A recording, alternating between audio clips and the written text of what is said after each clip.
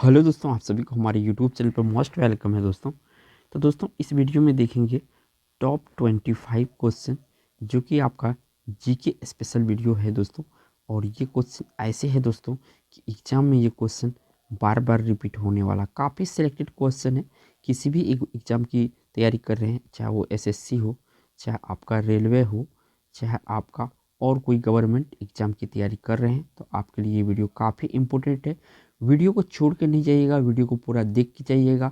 यहीं से आपका 2 से 3 क्वेश्चन एग्जाम में बन सकता है। तो लेट नहीं करते हुए चलते हैं पहला क्वेश्चन पर। पहला क्वेश्चन यहाँ पे पूछा गया दोस्तों, जीन शब्द किसने दिया था? तो WL जोहानसन ने जीन शब्द गढ़ा था या दिया था। ए ऑप्शन यहाँ पे करेक्ट होगा। चलिए अगला क्वेश्चन पर चलते हैं। अगला क्वेश्चन ये रहा दोस्तों 2 नंबर का। यहाँ से पूछा गया है कि नगरीय स्वशासन की संरचना में शामिल है। नगरीय स्वशासन की संरचना में शामिल है, तो इनमें से क्या शामिल है?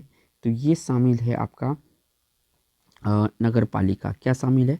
नगर पालिका शामिल है, यानी कि ए ऑप्शन यहाँ पे सही होगा। चलिए अगला क्वेश्चन पर चलते हैं। अगला क्वेश्चन ये आपका 3 नंबर का, और यहाँ से पूछा गया है कि भारतीय संविधान में 9वीं अनुसूची परिवर्धित हुई है। ये जो 9वीं अनुसूची परिवर्धित हुई या परिवर्तन हुआ है किस संशोधन के द्वारा? तो ये हुआ है आपका प्रथम संशोधन के द्वारा। किसके द्वारा? प्रथम संशोधन के द्वारा। सी ऑप्शन यहाँ पे सही है। चलिए अगला क्वेश्चन पर चलते हैं। अगला क्वेश्चन ये आपका 4 नंबर का, और यहाँ से पूछा गया है कि भारत में उच्च न्यायालयों की संख्या अब कितनी है? पहले देखिए दोस्तों 24 थी, एक बढ़ा है तेलंगाना में, तो एक कितना हो गया? 25 हो गया। तो ऑप्शन कौन सा सही होगा? डी ऑप्शन सही होगा। चलिए अगला क्वेश्चन पर चलते हैं 5 नंबर पे। 5 नंबर का क्वेश्चन पे यहाँ पे पूछा गया है दोस्तों कि केंद्रीय मंत्रिमंडल अपने कार्यकलाप के लिए किसके प्रति उत्तरदायी है? केंद्रीय मंत्रिमंडल के बारे में पूछा गया है। तो ये जवाबदेही होता है या उत्तरदायी होता है लोकसभा के प्रति। किसके प्रति? लोकसभा के प्रति, यानी कि ए ऑप्शन यहाँ पे सही है। देखिए दोस्तों, प्यारे दोस्तों, अगर आप हमारे चैनल को अभी तक सब्सक्राइब नहीं किए हैं तो प्लीज़ इस चैनल को सब्सक्राइब करके बेल आइकन प्रेस कर लीजिए, ताकि जो आने वाली वीडियो है इसी तरह की वीडियो हमारे चैनल पे आपको मिलेंगे, तो अपडेट मिलता रहेगा। चलिए अगला क्वेश्चन पर चलते हैं। अगला क्वेश्चन ये आपका 6 नंबर का, और यहाँ से पूछा गया है कि संसदीय प्रणाली वाली सरकार को अन्य किस नाम से जाना जाता है? जैसे हमारे देश संसदीय प्रणाली है, इसे और किस नाम से जाना जाता है? तो इसे दोस्तों उत्तरदायी सरकार के नाम से जाना जाता है। किसके नाम से? उत्तरदायी सरकार के नाम से। चलिए अगला क्वेश्चन पर चलते हैं। अगला क्वेश्चन ये आपका 7 नंबर का, और यहाँ से पूछा गया है कि भारत को एक गणराज्य मुख्य रूप से इसीलिए माना जाता है। क्यों माना जाता है? क्योंकि तो देखिए यहाँ उसकी सरकार संसदीय प्रणाली के अनुसार होता है। क्या होता है? उसकी सरकार संसदीय प्रणाली के अनुसार होता है। इसी कारण से भारत को एक गणराज्य के रूप में माना जाता है।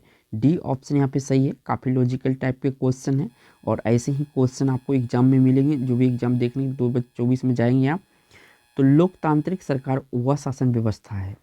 देखिए लोकतांत्रिक सरकार में जो होता है सामान्य नागरिकों की भी भागीदारी होती है। क्या होती है? सामान्य नागरिकों की भी भागीदारी होती है। ए ऑप्शन सही है। देखिए दोस्तों, वीडियो छोड़ना नहीं है, लास्ट तक देखना है। चलिए अगला क्वेश्चन पर चलते हैं। अगला क्वेश्चन ये रहा, यहाँ से पूछा गया है कि पंचायत समिति के प्रशासन का प्रबंध एक सरकारी अफसर करता है, जिसे कहते हैं। पंचायत समिति के प्रशासन का प्रबंध एक सरकारी अफसर करता है, जिसे कहते हैं। तो इसे प्रखंड विकास पदाधिकारी कहा जाता है, या शॉर्ट में वीडियो कहा जाता है। ठीक है ना? ब्लॉक डेवलपमेंट ऑफिसर इसका पूरा नाम होता है। ए ऑप्शन सही है। चलिए अगला क्वेश्चन पर चलते हैं। अगला क्वेश्चन ये रहा आपका 10 नंबर का, और यहाँ से पूछा जा रहा है दोस्तों आपसे। थोड़ा सा मैं इसको छोटा कर देता हूँ ताकि आपको स्क्रीन पर आ जाए। इसमें पूछा गया है अनुच्छेद 213 के अधीन राज्य के राज्यपाल को शक्ति प्राप्त है। तो देखिए इसे अपनी आपातकालीन शक्तियों का प्रयोग करने की इसमें प्रावधान है। कौन सा? 213 में, अनुच्छेद 213 में। तो डी ऑप्शन सही है। चलिए अगला क्वेश्चन पर चलते हैं। अगला क्वेश्चन ये आपका 11 नंबर का, और यहाँ से पूछा गया है दोस्तों आपसे, भारत में निर्वाचन आयोग किसके लिए चुनाव कराता है? तो देखिए संसद के लिए भी कराता है, राज्य विधान मंडल के लिए कराता है, राष्ट्रपति पद के लिए एवं उपराष्ट्रपति पद के लिए, ये चारों के लिए कराता है। तो डी ऑप्शन यहाँ पे सही है। चलिए अगला क्वेश्चन पर चलते हैं। अगला क्वेश्चन ये रहा दोस्तों, थोड़ा सा मैं इसको छोटा कर देता हूँ। अगला क्वेश्चन ये रहा आपका 12 नंबर का। 12 नंबर क्वेश्चन में दोस्तों पूछा जा रहा है आपसे कि हमारे संविधान में निम्नलिखित में से किस मूलभूत अधिकार का समावेश नहीं किया गया है? तो काम का अधिकार हमारे संविधान में कहीं पे उल्लेख नहीं है, तो यहाँ पे सी ऑप्शन सही है, बाकी सारे उल्लेख है। चलिए अगला क्वेश्चन पर चलते हैं। अगला क्वेश्चन ये आपका 13 नंबर का, और यहाँ से पूछा गया है कि निम्नलिखित में से कौन सा विषय केंद्र सूची में नहीं है। तो यहाँ पे जो जंगल है, जिसको वन भी कहते हैं, ठीक है, इसमें आपका केंद्र सूची में नहीं है, ये राज्य सूची में है। डी ऑप्शन यहाँ पे सही है। चलिए अगला क्वेश्चन पर चलते हैं। अगला क्वेश्चन ये आपका 14 नंबर का, और यहाँ से काफ़ी महत्वपूर्ण क्वेश्चन पूछा है संविधान से। संविधान का 74वां संशोधन संबंधित है। जो 74वां है यानी कि 74 नंबर का संशोधन है, किससे संबंधित है? तो देखिए दोस्तों, ये है आपका शहरी स्थानीय संस्थाओं से। क्या है? शहरी स्थानीय संस्थाओं से है।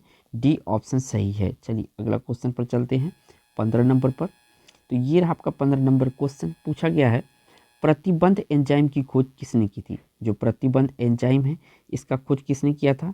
तो इसका स्मिथ व नाथसन के द्वारा खोजा गया था प्रतिबंध एंजाइम। सी ऑप्शन सही है। चलिए अगला क्वेश्चन पर। तो प्यारे दोस्तों, अगला क्वेश्चन ये आपका 16 नंबर का, और यहाँ से पूछा गया है मेंडल का जन्म किस देश में हुआ था? और इन्होंने आनुवंशिकता के नियम का जो है इन्होंने खोज किया था, इसलिए मशहूर है ये मेंडल। ग्रेग जॉन मेंडल इसका पूरा नाम है, और ये ऑस्ट्रिया देश से बिलोंग करते हैं, ऑस्ट्रिया में ये पैदा हुए थे। बी ऑप्शन सही है। चलिए अगला क्वेश्चन पर चलते हैं। अगला क्वेश्चन ये आपका 17 नंबर का, और यहाँ से पूछा गया है कि जीवन वृत्त में जाति वृत्त की पुनरावृत्ति किस सिद्धांत से स्पष्ट होती है? जीवन वृत्त में जाति वृत्त की पुनरावृत्ति किस सिद्धांत से स्पष्ट होती है? तो ये आपका पुनरावृत्ति सिद्धांत से स्पष्ट होती है। सी ऑप्शन सही है। बायोलॉजी से काफ़ी महत्वपूर्ण क्वेश्चन है आपके लिए। तो ये रहे 18 नंबर क्वेश्चन आपके लिए। डायनासोर थे। तो देखिए डायनासोर जो है ये आपका मोसोजोइक सरीसृप थे। क्या थे? मोसोजोइक सरीसृप थे। ए ऑप्शन यहाँ पे सही है। चलिए अगला क्वेश्चन पर चलते हैं। अगला क्वेश्चन ये रहा 19 नंबर का, काफ़ी इम्पोर्टेंट क्वेश्चन है। मानव का वह पूर्वज जो सबसे पहले दो पैरों पर सीधा होकर चला। तो सबसे पहले ऑस्ट्रेलोपैथिकस जो है, ऑस्ट्रेलोपैथिकस ये सबसे पहले जो है दो पैरों पर चला था, ठीक है ना। तो ऑप्शन यहाँ पे सी सही होगा। चलिए अगला क्वेश्चन पर चलते हैं। अगला क्वेश्चन ये आपका 20 नंबर का, यहाँ से पूछा गया है महाद्वीप जहाँ मानव से संबंधित जीवाश्म सबसे अधिक मिले, तो सबसे अधिक जीवाश्म जो मिले अफ्रीका में मिले। कहाँ पे मिले? अफ्रीका में मिले हैं। डी ऑप्शन यहाँ पे सही है। चलिए अगला क्वेश्चन पर चलते हैं। अगला क्वेश्चन ये रहा आपका 21 नंबर का, और यहाँ से पूछा गया है कि निम्नलिखित में से सुमेलित नहीं है। तो देखिए दोस्तों, यहाँ पे दुर्ग शिवनाथ करेक्ट है। राजिम महानदी सही है। इसके बाद जगदलपुर इंद्रावती, ठीक है। ये जो रायगढ़ है दोस्तों, ये अरपा नदी के किनारे नहीं, ये जो है कि ये कहाँ का? छत्तीसगढ़ का ये जगह है। ए ऑप्शन सही है। चलिए अगला क्वेश्चन पर चलते हैं। अगला क्वेश्चन ये रहा 22 नंबर का, और यहाँ से पूछा गया है कि सबसे प्रथम भूमि विकास बैंक की स्थापना कहाँ हुई थी? तो सबसे पहले भूमि विकास बैंक की स्थापना मद्रास में हुई थी। कहाँ पे? मद्रास में हुई थी। बी ऑप्शन सही है। चलिए प्यारे दोस्तों बढ़िए अगला क्वेश्चन पर। अगला क्वेश्चन ये रहा 23 नंबर का, और यहाँ से पूछा गया है कि जब चींटियाँ काटती है तो वो अंतः छेपित करती है, तो वो फॉर्मिक अंतःक्षेपित करती है, इसी के कारण से दर्द व जलन महसूस होता है। सी ऑप्शन सही है। चलिए अगला क्वेश्चन पर। अगला क्वेश्चन ये आपका 24 नंबर का, और काफ़ी महत्वपूर्ण क्वेश्चन है। 24 नंबर में रडार के आविष्कारक कौन थे? तो देखिए रडार के आविष्कारक थे A.H. टेलर व लियो सी यांग। ये दो व्यक्ति थे, याद रखिएगा। A.H. टेलर व लियो सी यांग जो है रडार का आविष्कार किया था। काफ़ी महत्वपूर्ण है। चलिए अगला क्वेश्चन, और इस वीडियो का लास्ट क्वेश्चन भी होगा।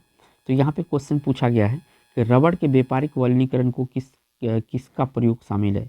तो रबड़ का जब वल्कनीकरण होता है तो उसमें गंधक मिलाया जाता है, इसी का प्रयोग होता है। तो इस क्वेश्चन का यहाँ पे ए ऑप्शन है। तो ये दोस्तों वीडियो को एक लाइक जरूर कीजिएगा दोस्तों, और चैनल पे पहली बार है तो चैनल को प्लीज़ सब्सक्राइब जरूर कीजिएगा। थैंक्स फॉर वॉचिंग दोस्तों।